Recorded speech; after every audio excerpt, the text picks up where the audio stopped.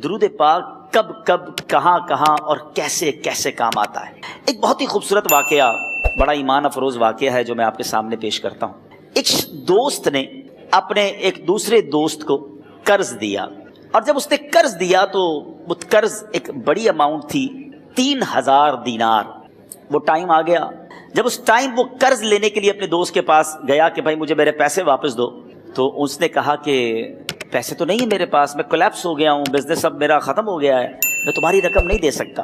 اس نے ایک اور ٹائم دے دیا اسے کہ ٹھیک ہے اب اتنے وقت دنوں کے بعد میں دے دوں گا۔ وہ ٹائم بھی گزر گیا، اور جب وہ ٹائم بھی گزر گیا تو اس کے بعد اس دوست نے کہا کہ اب تو پیسے دے دو بھائی، میرا ٹائم پورا ہو گیا ہے، پھر نہ دے سکا ٹائم۔ آخر کار معاملہ جو ہے وہ کورٹ میں چلا گیا، قاضی کے پاس چلا گیا۔ اب قاضی نے جس کو پیسے دینے تھے اس کو بلایا اور کہا کہ بھائی آپ کو اس کے پیسے دینے ہیں؟ کہتا ہے ہاں پیسے تو دینے ہیں۔ تو کہا پھر دیتے کیوں نہیں ہو؟ کہا پیسے ہیں ہی نہیں، کاروبار ہی ختم ہو گیا ہے، قرضہ تو لیا تھا، اب میرے پاس بچا ہی کچھ نہیں ہے۔ تو کہا اچھا اب یہ بتاؤ کہ کب دو گے، کیسے دو گے؟ اس نے کہا بس میرے پاس پیسے ہی نہیں ہیں۔ تو کہا اب تمہارے پاس 30 دن کا ٹائم ہے، 30 ڈیز میں یا تو اس کے پیسے لوٹا دو یا 30 دن کے بعد تمہیں قید کر دیا جائے گا۔ یہ شخص اب گھر آیا، پیسے تو تھے نہیں، مگر شاید علماء نے لکھا کتابوں میں، یہ واقعہ کئی بڑی بڑی کتابوں میں لکھا اور درود پاک کے فضائل کی بڑی بڑی کتابوں میں لکھا، اور اس شخص نے سوچا کہ اس نے ایک حدیث پاک پڑھی ہوئی تھی کہ جس میں یہ نبی پاک علیہ الصلوۃ والسلام نے فرمایا ہے، جس کا مضمون ہے کہ جو شخص پریشان ہو، مصیبت زدہ ہو، اسے چاہیے کہ مجھ پر کثرت سے درود پاک پڑھے، کیونکہ درود پڑھنا مصیبتوں اور پریشانیوں کو لے جاتا ہے۔ اب اس عاشق رسول نے سوچا اور تو کچھ ہے نہیں، اب میں درود پاک پڑھنا شروع کرتا ہوں۔ صبح سے لے کر شام تک وہ درود پاک پڑھنے لگ گیا۔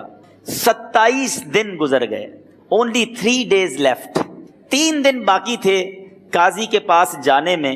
27 دن گزر گئے درود پڑھتے پڑھتے۔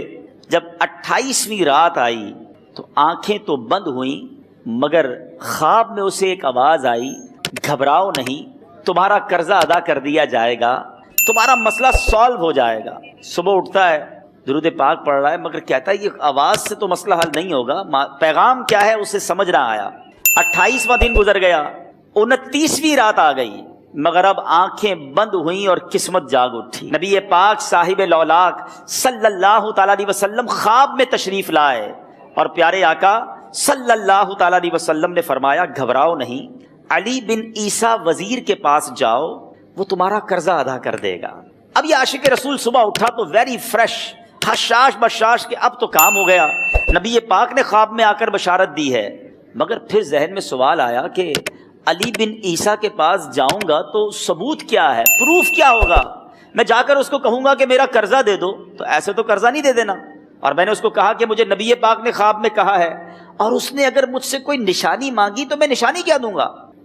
آخری دن تھا، 29واں دن تھا، وہ بھی درود پڑھتے پڑھتے گزر گیا۔ 30th نائٹ آ گئی، صبح وہ دن ہے جب عدالت میں جانا ہے۔ اب اس رات پھر نبی پاک علیہ الصلوۃ والسلام خواب میں تشریف لائے، اور آقا علیہ الصلوۃ والسلام نے فرمایا کہ علی بن عیسیٰ وزیر کے پاس جاؤ، وہ تمہارا قرض ادا کر دے گا۔ کہ حضور چلا تو جاؤں گا، لیکن اگر وزیر نے مجھ سے کوئی نشانی طلب کی تو میں کیا جواب دوں گا؟ پیارے آقا علیہ الصلوۃ والسلام نے کمال کا ارشاد فرمایا کہ علی بن عیسیٰ سے کہنا کہ تم روزانہ فجر کی نماز کے بعد 5000 بار درود پاک پڑھتے ہو، یہ راز فقط تم جانتے ہو اور تمہارا رب جانتا ہے۔ اب یہ جب صبح اٹھا تو ایک نشانی بھی مل چکی تھی۔ عدالت میں جانے سے پہلے وزیر کے دربار میں پہنچ گیا، اسے یہ ڈر تھا کہ آج پیسے نہ لوٹائے تو سزا ہو سکتی ہے۔ جب وزیر کے دربار میں پہنچا تو وزیر اپنے مشیروں کے ساتھ بیٹھا تھا۔ کہا مجھے آپ سے بات کرنی ہے۔ کہا بتاؤ کیا بات کرنی؟ کہا میں ایک پیغام لایا ہوں آپ کے لیے۔ اچھا کس کا پیغام لائے ہو؟ کہا میں نبی پاک جناب محمد مصطفیٰ صلی اللہ تعالیٰ علیہ وسلم کا پیغام لایا ہوں۔ وہ عاشق رسول وزیر تھا، کہتا بتاؤ میرے آقا نے کیا پیغام دیا ہے؟ کہا حضور میں 3000 دینار کا مقروض ہوں، آج آخری دن ہے، اور میرے آقا نے مجھے بشارت دی ہے کہ آپ سے کہوں کہ آپ میرا قرض ادا کر دیجئے۔ علی بن عیسیٰ کہتا ہے کوئی ثبوت ہے آپ کے پاس؟ ہے کوئی دلیل بھی ہے آپ کے پاس؟ میں کیسے مان لوں کہ آپ کو نبی پاک علیہ الصلوۃ والسلام نے بھیجا ہے؟ عاشق رسول کہتا ہے خالی ہاتھ نہیں آیا، میرے آقا نے مجھے دلیل بھی عطا فرمائی ہے، مجھے ایک ایویڈنس بھی دیا ہے، اور پروف یہ ہے حضور کہ آپ روزانہ صبح فجر کی نماز کے بعد نبی پاک صلی اللہ تعالیٰ علیہ وسلم کی بارگاہ میں درود و سلام کا نذرانہ پیش کرتے ہیں. جب تک 5000 کا عدد پورا نہیں ہوتا آپ اس وقت تک کسی اور سے بات نہیں کرتے. اور اے وزیر صاحب یہ راز صرف آپ کو پتا ہے اور آپ کا رب جانتا ہے. اللہ اکبر. وہ وزیر تو جس کو کہے نا جھوم اٹھا. ایسا عاشق رسول وزیر تھا جو روزانہ صبح 5000 درود پڑھتا ہو. اس کی تو عید ہو گئی نا. وہ کہتا ہے مرحبا یا رسول اللہ, میرے آقا نے میرے درود قبول کر لیے, اس سے بڑھ کر میرے لیے سعادت کیا ہوگی. اب یہ وزیر اپنے سیٹ سے اٹھتا ہے, اپنے کمرے میں جاتا ہے. تھوڑی دیر بعد واپس آ کر اس عاشق رسول کے ہاتھ میں 3000 دینار رکھ کر کہتا ہے حضور پہلے 3000 دینار تو نبی پاک کا حکم کی میں ادب سے بجا لاتا ہوں, میرے آقا نے جو حکم فرمایا یہ 3000 دینار آپ کو پیش کرتا ہوں. حضور ایک اور 3000 دینار لیجئے. میرے گھر آپ آئے, اتنی اچھی خبر سنائی, آپ نے قدم رنجا فرمایا, یہ 3000 اس کا نذرانہ ہے. اور ایسا کیجئے 3000 اور لیجئے, اس سے اپنے بچوں کے لیے کچھ چھوٹا موٹا کام شروع کیجئے اور ایک وعدہ کر کے جائیے, آج کے بعد زندگی میں آپ کو جب بھی کوئی کام پڑے میں آپ کا بھائی ہوں, مجھے یہ خدمت کا موقع دیجئے گا. اللہ اکبر. وہ مقروض جو ایک رات پہلے 3000 دینار کا مقروض تھا, ہو سکتا ہے اس کے بیک آف مائنڈ یہ بھی چل رہا ہو کہ اب شاید کل میں نے جیل میں جا کر عدالت میں جا کر گرفتاری دے کر جیل میں جانا ہے, مگر اب 9000 دینار ہاتھ میں ہیں. عاشق رسول جھومتا ہوا نبی پاک کی یاد میں گھومتا ہوا اب عدالت میں پہنچا. عدالت میں everybody expecting over there کہ آج اس نے آنا ہے اور آ کر کہنا یہی ہے کہ پیسے تو نہیں ہیں, گرفتار کر لو. مگر جا کر اس عاشق رسول نے 3000 دینار جج صاحب کے ہاتھ میں رکھ دیے. قاضی کہتا ہے پہلے تو یہ بتاؤ پیسے آئے کدھر سے؟ تم تو کہتے تھے غریب ہوں, تم تو کہتے تھے کاروبار نہیں ہے, ایک مہینے میں اتنی بڑی رقم کا انتظام کیسے ہو گیا؟ سبحان اللہ. اس عاشق رسول نے گویا زبان حال سے یہ کہا ہوگا کہ یہ تو کرم ہے ان کا, ورنہ مجھ میں تو ایسی بات نہیں. اتنا دیا سرکار نے مجھ کو, اتنی میری اوقات نہیں. اس نے وہ پورا واقعہ بھری عدالت میں سنا دیا. اللہ اکبر. میرے پیارے اسلامی بھائیوں ذرا سوچو پہلے زمانے میں کیسے عاشقان رسول ہوا کرتے تھے. وہ جج, وہ قاضی بھی کیسا سرکار علیہ الصلوۃ والسلام کا عاشق تھا. اپنی سیٹ سے اٹھتا ہے, بھرے دربار میں بھری عدالت میں وہ اپنے چیمبر میں اپنے کمرے میں جاتا ہے اور تھوڑی دیر بعد واپس آ کر اس کے ہاتھ میں بھی 3000 دینار ہیں. اور وہ 3000 دینار جو ہے وہ اس عاشق رسول کے ہاتھ میں رکھتا ہے کہ سارا ثواب علی بن عیسیٰ کیسے لے جائے, میں بھی تو نبی پاک کا غلام ہوں, میں تمہارا قرضہ میں ادا کرتا ہوں. اچھا اب ایک اور عجیب سینیریو یہ بن گیا کہ جس نے کیس کیا تھا, جس نے دعویٰ کیا تھا, وہ بھی یہ سارا منظر دیکھ رہا تھا. کہتا ہے جج صاحب ذرا رکیے, میں بھی اپنے آقا کا امتی ہوں اور ایک کام کیجئے, قلم کاغذ منگوائیے, اس عاشق رسول کا قرضہ ہی میں معاف کر دیتا ہوں. اچھا اب عاشق رسول نے وہ واپس 3000 دینار جو جج صاحب نے دیے تھے وہ واپس جج صاحب کو دیے کہ حضور یہ پیسے آپ ہی رکھ لیں, قرضہ ہی معاف ہو گیا, اب آپ کے پیسے کا میں نے کیا کرنا ہے؟ جج صاحب کہتے ہیں جو پیسے نبی پاک کے نام پر نکالے ہیں اب مجھے واپس نہیں چاہیے, یہ بھی تم اپنے ساتھ لے جاؤ. اللہ اکبر. میرے میٹھے اسلامی بھائیوں, وہ عاشق رسول ایک رات پہلے 3000 دینار کا مقروض ہے, اب 12000 دینار لے کر گھر کو واپس جا رہا ہے. اس ایک واقعے کے اندر جو ہم سب کے لیے درس ہے, جو ہم سب کے لیے پیغام ہے.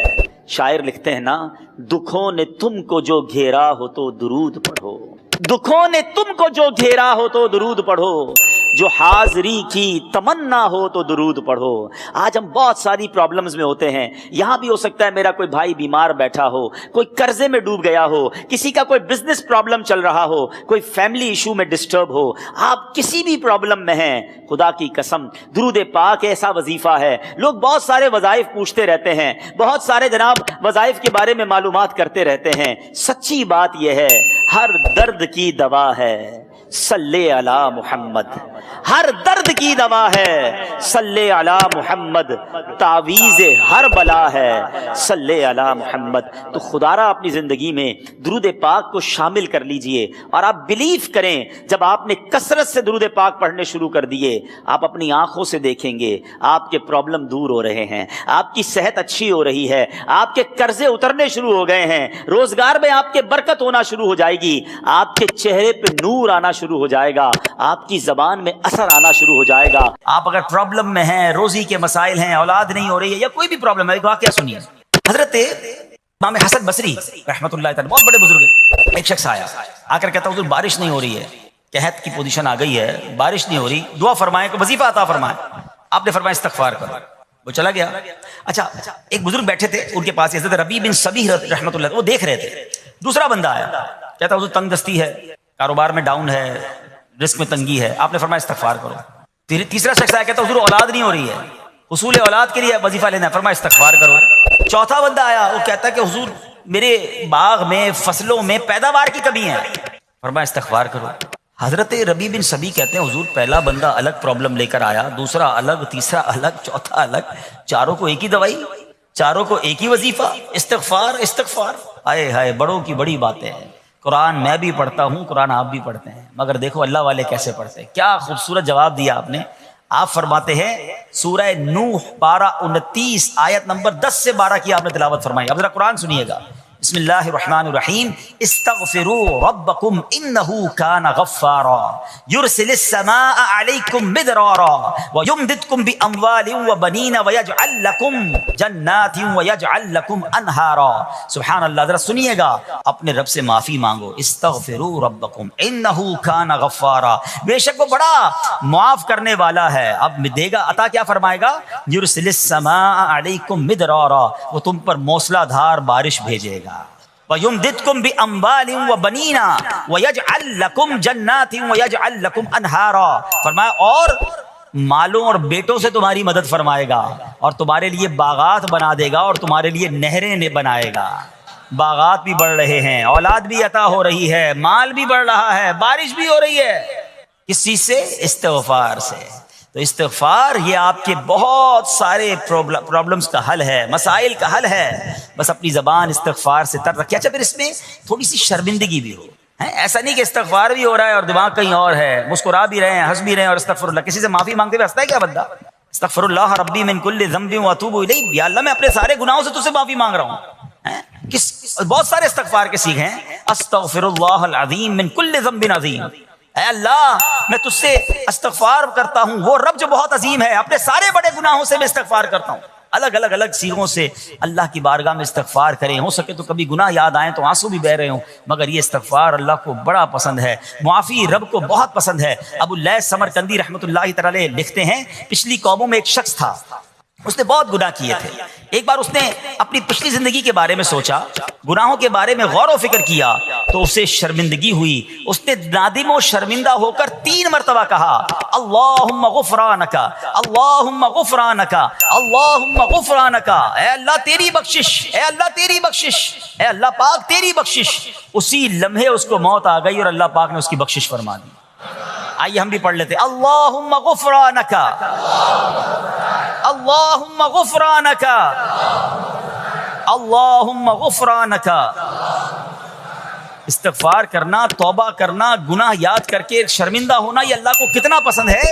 ایک سبحان اللہ, اس کے بارے میں چند برکتیں آپ کو بیان کرتا ہوں. بڑی عظیم برکت یہ ہے کہ اس کی بدولت بندے کا تنگی اور غم دور ہو جاتا ہے. حدیث پاک میں ہے جو ہمیشہ استغفار کرتا رہے, اللہ پاک اس کے لیے ہر تنگی سے نکلنے کا راستہ بناتا ہے, ہر فکر و غم سے اسے خلاصی عطا فرماتا ہے. اس کی ایک برکت یہ بھی ہے کہ ایسے بندے کو اللہ پاک غیب سے رزق عطا فرماتا ہے. حدیث پاک میں ہے استغفار کرنے والے کو اللہ وہاں سے رزق عطا فرماتا ہے جہاں اس کا گمان بھی نہیں ہوتا ہے.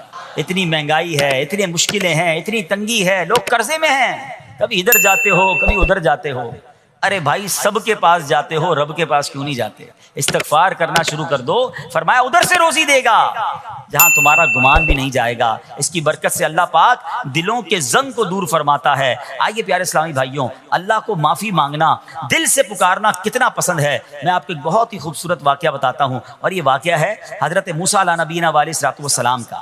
اللہ پاک نے حضرت موسیٰ علیہ نبینا علیہ الصلوۃ والسلام نے ایک بار اپنی مناجات میں عرض کیا یا اللہ یا رب. اللہ پاک کی طرف سے جواب آیا لبیک یا موسیٰ. آپ نے عرض کی یا اللہ تو میرا مالک ہے, تو تو خالق ہے, تو میں تو تیرا بندہ ہوں. ارشاد ہوا مجھے یہ پسند ہے کہ جب مجھے کوئی میرا بندہ یا رب پکارے تو میں اسے لبیک کہہ کر جواب دوں. اللہ فرما رہا ہے حضرت موسیٰ نے عرض کی یا رب کیا یہ ہر مطیع بندے کے لیے ہے؟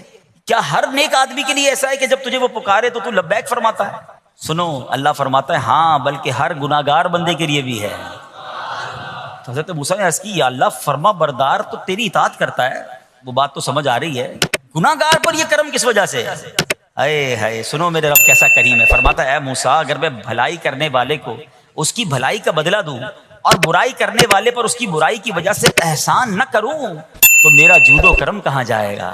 اللہ فرماتا ہے میرا پھر کرم، میری رحمت کس لیے ہے؟ برائی کرنے والا بھی، گناہ کرنے والا بھی مجھے پکارتا ہے، میں اسے بھی لبیک کہہ کر جواب دیتا ہوں۔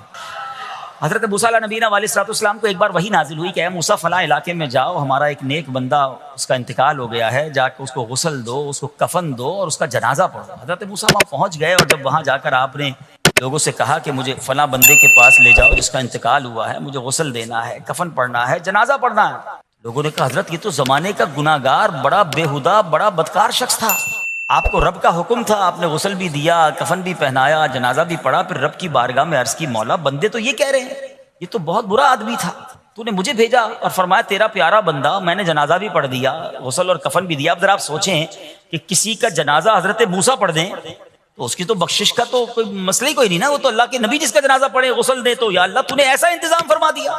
تو رب کریم کی طرف سے پتہ ہے کیا جواب آتا ہے؟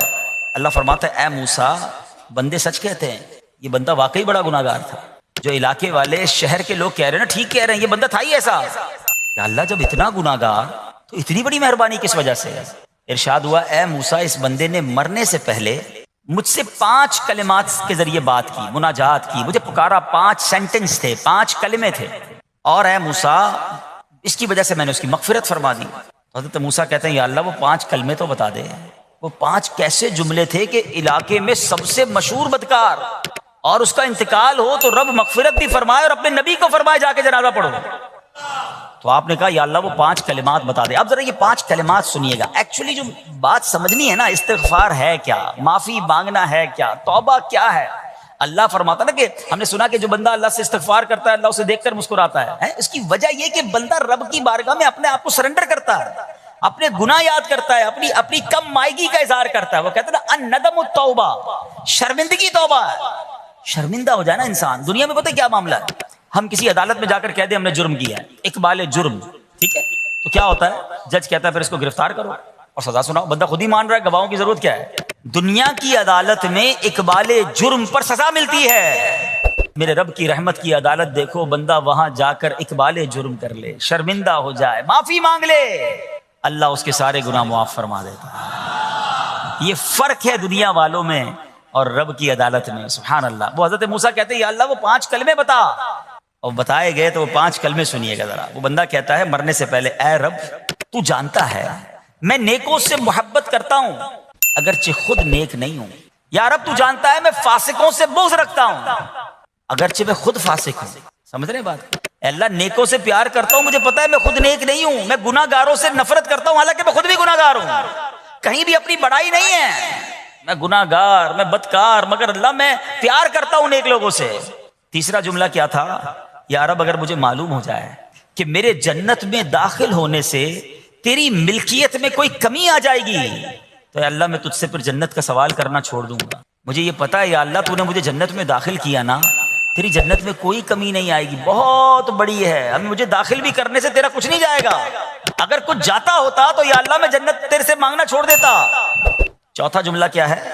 اے رب اگر مجھے معلوم ہو جائے کہ مجھے جہنم میں داخل کرنے سے تیری ملکیت میں اضافہ ہو جائے گا تو میں پھر جہنم سے پناہ نہیں مانگوں گا، یعنی اگر تو تیرے ملک میں تیری شان میں اضافہ ہو رہا ہے مجھے جہنم میں ڈالنے سے، پھر تو میں نہیں کہوں گا تجھے کہ جہنم سے نکال، مگر مجھے پتا ہے تو پہلے ہی مالک ہے، تو پہلے ہی خالق ہے، سب کچھ تیرا ہے، مجھے جہنم میں ڈالنے سے تیری کوئی ملکیت میں اضافہ نہیں ہونا۔ اور آخری بات کیا کہتا ہے؟ یا رب اگر تو مجھ پر رحم نہ کرے گا تو پھر کون کرے؟ اللہ فرماتا ہے اے موسیٰ میں نے اس پر رحم کیا، یہ میرے کرم کے لائق تھا، میرے کرم کے لائق نہیں تھا کہ میں اسے ناکام لوٹا دیتا، جب اس نے یہ کلمات کہے تو میں نے اسے درگزر فرمایا، اس کی مغفرت فرما دی، اور میں ہی بخشنے والا مہربان ہوں۔ تو اے میرے پیارے اسلامی بھائیوں، آج وہ کام سیکھ کے جانا ہے، سمجھ کے جانا ہے، جس کو جو بندہ کرتا ہے تو رب کی رحمت گویا مسکراتی ہے۔ وہ یہ ہے کہ اللہ سے معافی مانگتے رہیں، استغفار کرتے رہیں، اللہ کو راضی کرنے کی کوشش کرتے رہیں، اپنے گناہوں پر ندامت رکھیں، کہ جو معافی مانگتا ہے نا اللہ اسے بہت پسند فرماتا ہے. حدیث پاک میں آتا ہے التائب من الذنب کمن لا ذنب له، گناہوں سے توبہ کرنے والا ایسا ہے جیسا اس نے گناہ کیا ہی نہیں ہے. اچھا اب ایک اور بہت پیارا عمل جس کو دیکھ کر اللہ مسکراتا ہے، وہی میں نے جو تفسیر بتائی کہ اللہ کی رحمت راضی ہو جاتی ہے اور اللہ کی رحمت برستی ہے، رب راضی ہو جاتا ہے. نبی پاک علیہ الصلوۃ والسلام نے فرمایا 3 بندے ہیں اللہ پاک انہیں دیکھ کر مسکراتا اور کیا ہوتا ہے، فرمایا اور بہت خوش ہوتا ہے. اب وہ 3 بندے کون سے ہیں چیک کر لیں ہم ان میں ہیں کہ نہیں. فرمایا نمبر 1 وہ بندہ جو رات کو اٹھے، بستر چھوڑے، اچھی طرح وضو کرے، پھر نماز پڑھنے کھڑا ہو جائے، اسے دیکھ کر اللہ پاک فرشتوں سے فرماتا ہے اے فرشتوں بتاؤ میرے بندے کو نیکی پر کس نے اکسایا ہے. فرشتے عرض کرتے ہیں مولا تو بہتر جانتا ہے. اللہ پاک فرماتا ہے ہاں میں جانتا ہوں مگر تم مجھے بتاؤ. فرشتے عرض کرتے ہیں اے مالک کریم تو نے اسے ایک چیز یعنی جہنم کا خوف دیا ہے، یہ اس سے ڈرتا ہے. اے اللہ تو نے اسے ان کو ایک چیز جنت کی امید دلائی ہے، یہ اس کی امید رکھتا ہے. اے اللہ یہی خوف اور امید ہے جس نے اسے رات کی نیند قربان کر کے تیرے حضور کھڑے ہونے پر ابھارا ہے. اب اللہ پاک فرماتا ہے اے فرشتوں گواہ ہو جاؤ یہ جس چیز سے ڈرتا ہے یعنی جہنم سے ڈرتا ہے، میں نے اپنے اس بندے کو اس سے امن بخشا، اور جس کی امید رکھتا ہے یعنی جنت کی، میں نے جنت اس پر واجب کر دی. رات اٹھ کر جب دنیا سوئی ہو بندہ اٹھ کر تہجد کی نماز ادا کرے، اللہ کی بارگاہ میں آنسو بہائے، اللہ فرشتوں کے سامنے گویا فخر فرماتا. دوسرے نمبر پر سنو، فرمایا دوسرا وہ شخص جو حق و باطل کی لڑائی میں شریک ہوا، ثابت قدم رہا یہاں تک کہ شہید ہو گیا، یا اللہ پاک نے اسے فتح عطا فرمائی. اللہ اس بندے کو دیکھ کر بھی مسکراتا ہے. جہاد کرنے والے مجاہدین یا تو شہید ہو جائیں یا غازی ہو کر لوٹے اللہ کی رضا کے لیے، اللہ کی رحمت ان پر بھی چھما چھم برستی ہے. اور تیسرے نمبر پر فرمایا تیسرا وہ بندہ جو رات کو سفر کرتا ہے، یہاں تک کہ رات کے آخری حصے میں جب کہیں ٹھہرتا ہے تو اس کے ساتھ والے سو جاتے ہیں مگر وہ کھڑا ہو کر نماز پڑھنے لگتا ہے، اس بندے کو دیکھ کر بھی اللہ پاک مسکراتا ہے. اجتماعی عبادت کے بڑے فائدے ہیں. اجتماع میں آنا، محفل میں آنا، دعا میں شرکت کرنا بہت اچھی بات ہے، مگر اپنی عادت ایسے بھی بنائیں کہ کچھ عبادتیں ایسی کریں کہ میں جانوں اور رب جانے. یہ جو رات اٹھ کر دعا کا لطف ہے، رات اٹھ کر جو نماز پڑھنے کا لطف ہے نا، جب ساری دنیا سو رہی ہے اور بندہ اپنے رب کی بارگاہ میں حاضر ہے. علماء کہتے ہیں دن کے نوافل کے مقابلے میں رات کے نوافل افضل ہیں، کیونکہ رات سکون ہوتا ہے، رات رکت قلبی ملتی ہے. سبحان اللہ، رحمت الہی چھما چھم برستی ہے. تو ہمیں کیا کرنا ہے کہ رات تہجد کی نماز کی عادت ڈالے. رمضان میں بن گئی تھی نا، سحری کے لیے اٹھتے تھے تو لوگ تہجد پڑھتے تھے. اللہ کرے کہ یہ عادت بن جائے. کبھی کبھی اگر ہر روز نہیں ہو سکتا کم از کم کبھی کبھی کریں. اچھا اگر ایسی کوئی عبادت ہو بھی جائے نا تو پھر سب کو بتائیں نا کہ رات اٹھا تھا تو جناب دعائیں بھی کی تو آنسو بھی بہائے. نہیں، کبھی کبھی ایسا کیا کرو کہ میں جانوں اور رب جانے، اللہ سے باتیں کیا کرو. میں آپ کو صحیح بتاؤں، آپ مجھے ایک بات بتائیں. یہ تو آپ نے سن بھی لیا کہ اللہ کی رحمت کس قدر برستی ہے اس پر. زندگی میں بھی جب کبھی ہم پریشان ہوں اور رات نیند نہ آئے، کبھی کبھی ایسا ہوتا ہے پریشانی میں نیند نہیں آتی، کروٹیں بدل رہا ہوتا ہے انسان، اور اس کروٹ بدلتے بدلتے میں آپ کی جب والدہ حیات ہوگی یا ماشاءاللہ جن کے پاس ماں موجود ہے، ماں جیسی ہستی کہاں ملتی ہے پھر. ایک بار اور سن لو، دنیا کی بہت ساری چیزیں میرے اور آپ کے پاس ہیں جو ریپلیسیبل ہیں، جو بدلی جا سکتی ہیں. موبائل فون لیتے ہیں بڑی خوشی سے لیتے ہیں، مگر نیا ماڈل آتا ہے تو لوگ بدل لیتے ہیں. سواری لیتے ہیں بڑی خوشی ہوتی ہے، مگر جب نئی سواری آتی ہے تو ریپلیس بدل دیتے ہیں. ماڈل نیا آ گیا بھائی، اب وہ پرانی لگتی ہے. مگر یاد رکھو ماں باپ چلے جائیں نا، اس کے بعد ماں باپ دوبارہ نہیں ملتے. ان کا کوئی نیا ورژن یا نیا ماڈل نہیں ہے. ہیں تو ان کی قدر کر لو، ان کی دعائیں لے لو. ہیں تو بہرحال آپ کبھی کبھی تکلیف میں ایسا ہوا ہو کہ رات کو نیند نہ آئی ہو، بے قرار ہو کر ماں کے پاس گیا ہوں آنکھوں میں آنسو لے کر کہ ماں میں پریشان ہوں، بیمار ہوں، یا قرضے میں ہوں، یا فلاں پرابلم ہے. ماں نے کیا کیا تھا؟ کروٹ بدل کر سو گئی تھی کہ بیٹا تو جان تیرا کام جانے، یا ماں خود بھی بیدار ہو گئی، سینے لگایا اور دعا کرنا شروع کر دی. بھائی ہم روئے تو ماں بھی روئی. یہ ہے نا ماں. میری تکلیف، ایسا لگتا ہے کہ مجھے کبھی کبھی یہ فیصلہ کرنا مشکل ہوتا تھا کہ تکلیف مجھے زیادہ ہوتی ہے میری تکلیف میں، یا میری والدہ کو زیادہ ہوتی ہے. بیمار میں ہوں، تکلیف اسے ہے، یہ رشتہ کہاں ملتا ہے؟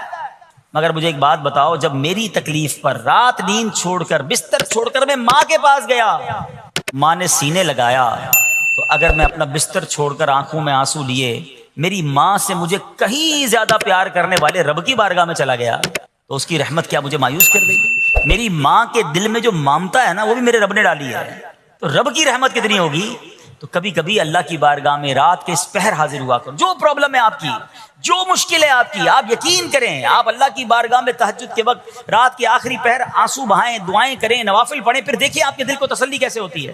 آپ کا ایمان تازہ ہو جائے گا. اور آپ نے دیکھا کہ ایسے